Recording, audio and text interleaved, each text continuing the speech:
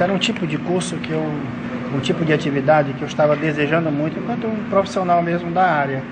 Então eu ressalto esse tipo de atividade pelas duas coisas importantíssimas. Ela resgata para os alunos a necessidade de eles serem ativos em sala de aula, né? Os alunos estão acostumados só a receber as coisas. Aqui você tem a possibilidade real de você produzir conhecimento, e você fica envolvido nas atividades, você explora a criatividade dos alunos e, fundamentalmente, você acompanha esse letramento digital que os alunos estão já em contato na vida, entendeu? E na escola não. Então você une o letramento digital da vida com o letramento digital formal, né, escolarizado, mas com um propósito, né? Você tem um plano de ensino, sabe? Você discute temas, né? As atividades elas são feitas em cima de temáticas. Então é um momento em que o aluno se diz, se revela, critica na linguagem dele, com a tecnologia que ele tem à disposição. Isso para nós professores é fundamental, entendeu? Agora sim,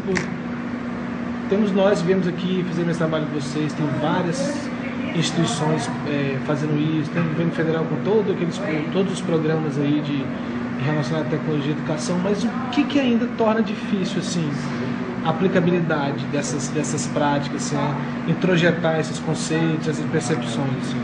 Elas só vão ser possíveis, a meu ver, por meio de uma mudança de paradigma. A grande parte de nós, professores, eu falo do lugar de onde eu estou, grande parte dos professores mais tradicionais, é difícil esse acesso ao letramento digital, para ele. Tu imaginas usar isso, não é? Por exemplo, uma dificuldade que eu tive aqui, por exemplo. Eu mexo um pouco com tecnologia, com letramento digital, mas trabalho com prática de ensino, então seria ótimo para mim, mas na parte de letramento digital, conhecimento técnico do programa, por exemplo, aí eu fiquei... Então, não é todo professor que se dispõe do tempo dele, entendeu? Para ter o conhecimento de mídia, por exemplo, né? E um conhecimento não só de uso da mídia. Tá? Então, muitos professores já não têm um conhecimento de uso da mídia e também não têm um conhecimento para usar esta mídia no ensino. Então, para mim, é quebra de paradigma mesmo, entendeu? Nós somos um grande número de professores que não se interessam, não querem isso, não procuram, tem uma certa resistência ao uso de mídia, por exemplo, isso dá muito mais trabalho, entendeu? Porque isso deixa o professor na condição de aprendiz. O professor não gosta muito disso, grande parte deles não gosta de ser aprendiz, ele quer lá ser professor, entendeu? Ele quer dar a lição. Aqui não tem, aqui nós vamos aprender com a molecada. Então você se colocar, tá certo? Em alguns momentos professor e outros momentos aluno, né? Dependendo do que você está fazendo, isso não é todo professor que gosta de ceder esse espaço para a juventude, para as pessoas que estão aí doidas para aprender. Não é fácil, não. Acho que tu pegaste um ponto crucial agora, quando tu fala dessa necessidade que o professor tem de ter um controle, né, de passar o conhecimento que ele deveria ter, ou que ele tem, né, em teoria. E quando a gente trabalha com uma produção que leva em conta a criatividade, né, a gente também se dispõe a deixar que o aluno se manifeste de outras formas, não somente daquela forma que já foi inicialmente dada, né? Então o que acontece, por exemplo, você está trabalhando é um professor de língua portuguesa, aí está dando uma aula em que ele está falando sobre sintaxe, por exemplo, ele está falando sobre uma construção de uma determinada frase, de uma produção de um sentido em uma determinada organização. Ele vai dizer quais são as organizações que são possíveis e que não são possíveis a partir do que a história já escreveu naquela língua, né? E aí, quando a gente trabalha com esse tipo de produção, a gente vê que tudo é possível. A criatividade vai subverter qualquer sintaxe já anteriormente posta. Então, a criatividade vai ficar em primeiro lugar. E o professor se coloca, aí ele pode se colocar aí numa zona que é de perigo, porque ele também vai ter que aprender o que o aluno está querendo dizer, ele vai também se colocar num lugar que pode ser desconfortável para esse professor que não está interessado em aprender junto com o aluno. Mas eu acho que, respondendo a primeira pergunta que fizeste, acho que o que falta mesmo, então, nesse sentido todo, é que o professor tenha consciência de que ele tem que buscar esse tipo de nova alternativa, não somente novas alternativas, mas buscar alternativas significativas para trabalhar com a produção de conhecimento por meio de linguagem.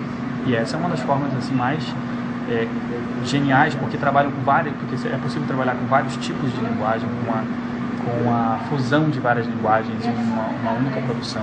Você acha, por exemplo, que essa aproximação com a tecnologia também abre uma outra perspectiva de apropriação das linguagens artísticas em sala de aula, e isso também traz também novos desafios em relação a planejamento, a postura, a apropriação da arte de fato, assim, no processo de aprendizagem? Olha, eu acho que esse tipo de projeto tende, né, eu vou dizer tende, porque isso depende muito de várias coisas, enorme assim, quantidade de variáveis que podem aparecer, mas isso tende a cumprir uma defasagem que existe do ensino com as tecnologias, né?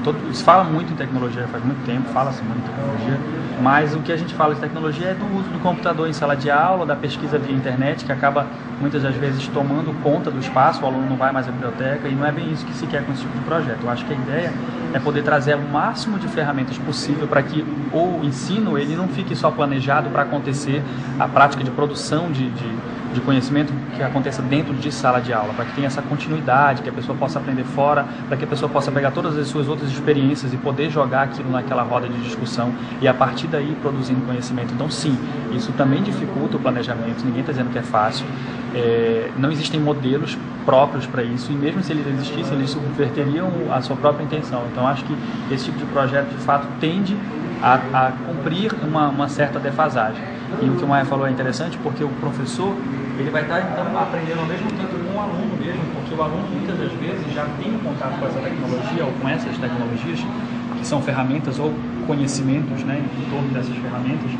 Eles já têm isso porque eles já nasceram na era da internet, do telefone, quase do telefone celular já, se a gente for pensar, essa garotada já está aí no ensino médio.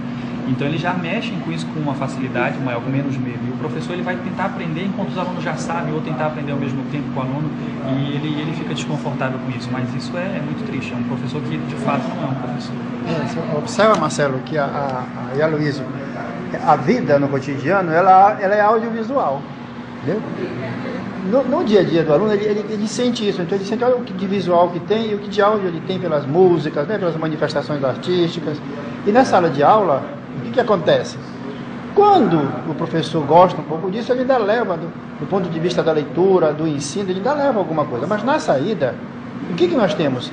É o escrito, é uma avaliação, é uma prova, entendeu? Então se exige do aluno, quer dizer, não se explora os sentidos, entendeu? Não se explora a visão, a audição, a subjetividade, essas coisas não se exploram. Se explora do aluno só a parte cognitiva e limitada, entendeu? Então aqui, por exemplo, qual seria a avaliação? Você vai avaliar o vídeo como um todo. Num processo tradicional, você vai pegar uma prova cheia de perguntas, né, que o aluno chegará, para que aquilo, entendeu? Então aquilo não é ele. Ele só se submete a essa postura, porque se ele não fizer isso, ele vai ser penalizado, entendeu? Então são coisas que ele estuda por estudar. Aqui não, aqui você tem vida, tá certo? Com a manifestação da vida. Então, a recepção e manifestação da vida, não é? Desse ser, do discurso, então ele tem condições de se manifestar na sua plenitude. Então, aquela história do professor mediador, né, às vezes você se confunde, né? Eu costumo dizer assim, que esse tipo de atividade, para mim são atividades assim, que se você trilhar o caminho que os outros trilharam, você não vai a lugar nenhum. Você tem que trilhar caminhos diferentes para você chegar a lugares diferentes.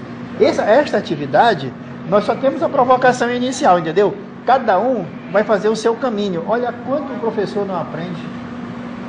São 5, 6, 7 grupos, são 7 atividades, produções inéditas, e o professor não teria condições, não teria acesso a essa riqueza se ele chegasse lá com uma única atividade e submetesse a turma àquele... Então o professor não aprende nada.